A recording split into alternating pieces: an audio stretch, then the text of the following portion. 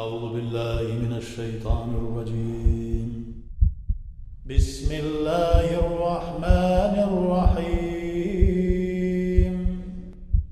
الحمد لله رب العالمين الصلاة والسلام على رسول الله محمد وعلى آله وصحبه أجمعين السلام عليكم ورحمة الله وبركاته Hayırlı günler.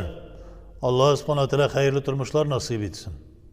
Her birimizge de Allah subhanahu teala ilk günlerimizge tanışlık, il başlıklarımızga iman, gaylelerimizge bereket, mehabbet, tenlerimizge selametlik, kungillerimizge mağrifet nurları salıp, her birimizge de Allah Teala'nın süyüklü, rıza bulgan bendeleri, kulları bulurga nasip etsin. Peki, ağır bulgan vakitlarda yaşayız. Yani ağır degen düşünce Allah Teala'nın sınavı gelgen vakitler. O da bulsa bir nişiktir Allah Teala'ya sabırlıkka şakıratırgan zamanlarga keldik. Bir yaktan görkem bulgan vakitler Şaban ayı. Şaban ayının ikinci yartısı Ramazan'a bir neçe gün kalıp geletirgan vakit. Ramazan degen şatlıklı Kur'an ayı, medrese ayı, tövbeler kabul etiletirgan, Allah Teala'nın rahmeti inetirgan ay kelip jite. İkinci yaktan şu ayını birgeleşip kabul etip bulamı, şunu karşı alıp bulamı, teravihlerde, iftarlarda şulay kömekleşip, birgeleşip, bütün Müslümanlar da birgeleşip otura alaşak mı degen ko'nglimizni pıtpıldatıp duratırgan bir her bir günden gün artıp geletirgan bir şik şüphe, yani şiklenu. Allah subhanahu teala bizge şunday mümkinlik verir mi degen düşünce ko'ngillarimizni saqratıp dura. Ko'ngillarimizni albatta qon savdura. Her günden gün yaqınaya Ramazan meşitlerimizge şulay elekişe, aldağı yıllardağışa gürletip bütün mümin Müslümanlar tulup şuşunda şavgür kelip Allah subhanahu teala'ga Subhane zil mulki vel melekut deb Subhane zil izzeti vel azameti deb Allah subhanahu teala'ga şuşlay tesbihlerini aytip iftarlarını birgeleşip şatlanışa ötep bulur mu degen fikir her birimizin başımızda. Allahümme nasip et şunu deybiz. Ramazan'a hazırlanabız, ihlastan hazırlanabız. En birincisi Allah Teala bizge yolların aşır degen ümit. Şu Ramazan ayında Allah Teala rayan degen kapkaların açıp, ey uraza tutkan kişiler, keregiz mine sizge bari tek uraza tutuşlar için cennetke kire turgan rayan kapkalarından kirtem min sizni başka türlü ibadet kılışılar bu kapkalardan kirme deyip bizge avaz salıp Peygamberimiz sallallahu aleyhi ve sellem'in hadislerinde bilgirtiler şu. İhlaslık. Mine biride indi elhamdülillah Allah subhanahu teala birinciden sabırlığımızı sınayı. Yani bir ulu sınav. Meşitlerimiz var. Bir kim dinden tıymi. Kur'an'ı rahatlanıp okurga mümkünlük var. Namazlarını rahatlanıp mümkünlük okurga mümkünlüğümüz var. Şulay yoğunda Allah subhanahu teala'ga ihlastan amel ibadet kılırga mümkünlüğümüz var. Lakin mümin Müslümanlar birden bulup birgeleşip cemaat namazlarına cemaat bulup meşitlerge toplana almıyorlar. Ko'ngillarimiz sıkırı şuna göre. Nişetesin. Bu din İslam Allah subhanahu teala'nın وَاَغْتَسِمُوا بِخَبْلِ اللّٰهِ جَمِيعًا Allah Teala'nın Kur'an'ına, Kur'an'da yöneldirilgen dinine, Peygamberimiz sallallahu aleyhi ve sellem'in sünnetine, cemaat bir bütün bulup şu jipke jabışığız, birbirigizge direk yerdemşi buluguz dey. İnna Allah la yudillul cema'a. Allah subhanahu teala cemaatini adaştırmaz. Ve yadullahi fevkal cema'a. Allah Teala'nın kudret güçü cemaat üstünde. Allah subhanahu teala her vakit rahmetini indirir.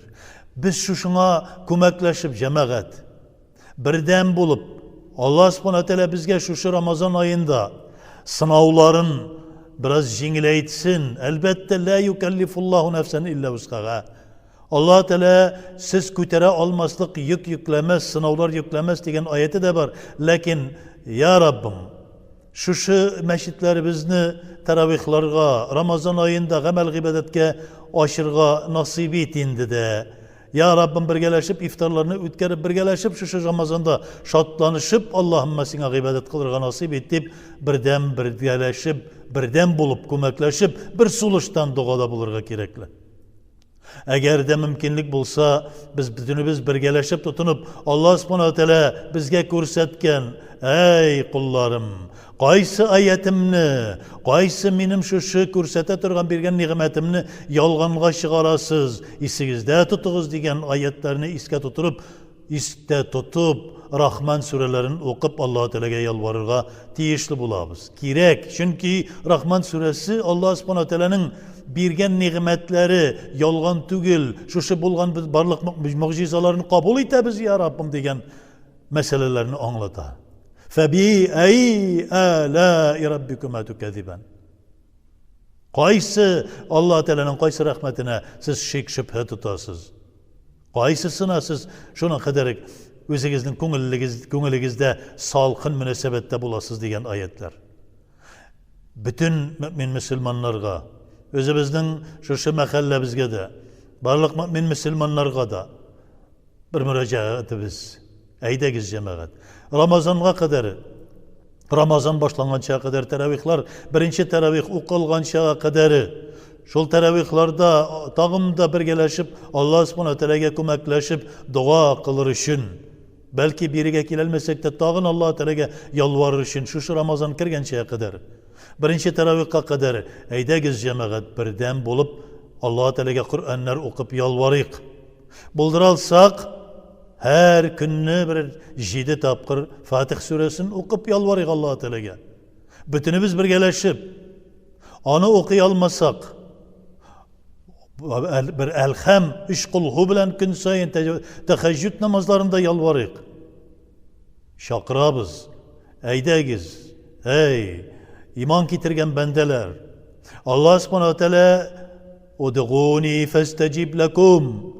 Mina müracaat ettiğiniz, men sizge cevabım verirmin dey. Aşırmın fe inne ma'al usri yusra.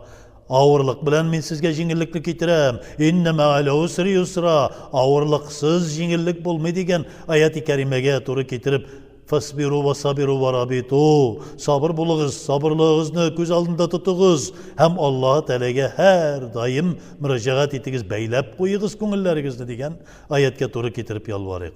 Her gün teheccüd namazlarımızı okup, jılый Allah subhanahu teala'ga yalvarıyıq. Cemaat birden bulup, Kur'anlar okuyuk. Fatih suresini 7 tapkır okuyalmasak, gününe bir 3 tapkır okuyuk. Gününe bir tapkır okuyuk. Bütün mümin Müslümanlarga, bütün kardeşlerimizge şu müracaatım. Eydegiz şu Allah subhanahu teala bizge Fatih suresinde körsete turgan ayetlerini hiç şiksiz ya Muhammed, ya benim Habibimdi, sen kirirsin, şu Mescid-i Haram'a kirirsin, Ka'batullah'ını tavaf kılırsın degen ayetler gibi. Siz de ey mümin Müslümanlar, Allah Teala'nın şu yurtları bulgan mescidlerge tulursuz, kirirsiz inşallah degen revişte kabul ettirge gerek. Şunu okuyuk. Bulduralsak Rahman suresini okup Allah Teala'ga yalvarıyıq. Bir nerse bilmegen keliş bolsak da kullarımızı köterip ihlas köngülden Allah Teala'ga yalvarıyıq. İnşallah subhanahu teala ihlas bulsak Allah subhanahu teala bizning bu dualarımızı kabul eder. Ol kabul eder özünün ihlas kullarından. Kabul etmişe kalganı yok. Ol va'dasini bozmay. Hiçbir vakitte da va'dasini bozganı yok Allah subhanahu teala. Allah Teala'ga yalvarıyıq. Allah Teala'ga müracaat etdik. İnşallah Teala Ramazan ayında şu Kuşkança, kutiba aleykumus siyam, sizge farz buldu bu Ramazanda uraza tutu, elikkegi kavimlerge farz bulgan kebek, şehr Ramazandadı, sanavlı günler bilen, ey şunlarga, umtulurga, tırışkan, niyetlegen kardeşlerimiz, Allah Teala'ga yalvarıyıq. Tünlerimizni yuklamışa, tünlerimizde teheccüdlerde, günlerimizde de qayşan vakitimiz var. Tehliller aytıp müracaat ettik. La ilahe illallah'ını köp tapkırlar qabatlap. Allahümme salli ala Muhammed ve ala ali Muhammed degen salavatlarını köp tapkır qabatlap. İstiğfarlar kılıp Allah Teala'ga köngülümüzden көз yaşlarını çıkarıp Allah Teala'ga yalvarıyıq. Allah Teala bizning dualarımızı boş kaldırmaz.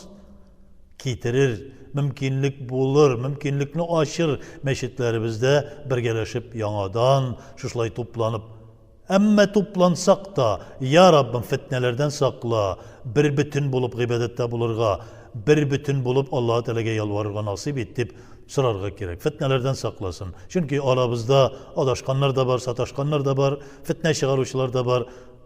Bu meselelerini bir şitke koyuk.